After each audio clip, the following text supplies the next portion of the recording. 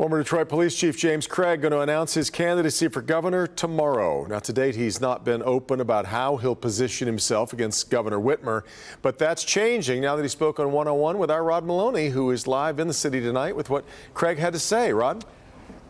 Well, Devin, we all know he's not a politician. He openly admits to that, but he has been prepping quite a bit for tomorrow. One of the things he says he does know is that the state is divided, needs to come together, and he believes leadership, his leadership, can make that happen. Some folks are not being talked with or to. Solutions are being made unilaterally. So I think it's important to have a person, a leader, who understands the importance that this is not just about Democrats or Republicans. There have been pressing questions about where Craig stands on serious issues, like whether he believes former President Trump lost the election in 2020. I've seen nothing, no investigative work completed that suggests there were improprieties.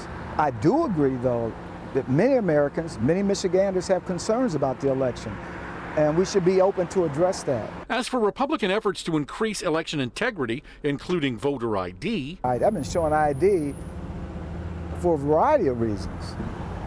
Buy a car, buy a house, insurance. That's not racist. It's applied equally. The former president's influence looms large, and Craig is good with that. I've voted for him twice. There are many of his policies that certainly I agree with. You know, my focus right now is 2022 and what's happening, what's good for Michigan. That's what's most important. Certainly I was asked the question if certainly the president endorsed me, I'd welcome it. As for fiscal policy, and the number one complaint is government overreach and also these handouts and the continuation of the handouts, and it's killing the small businesses. Now, we met at the 10th Precinct, which is where former Chief Craig first took on the oath of, the oath to be a police officer back then.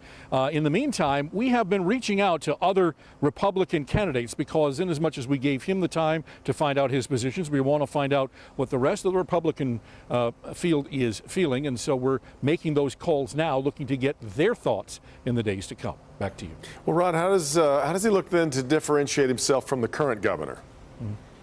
One of the things that he said was that he has made it a practice since he was chief of police here and in other cities to go and talk to people who don't agree with him, to sit down and actually try and work out solutions with the people who don't agree with you. He says that's what needs to happen in Michigan. He believes that hasn't been happening under the governor. We'll follow the announcement this week. All right, Rod.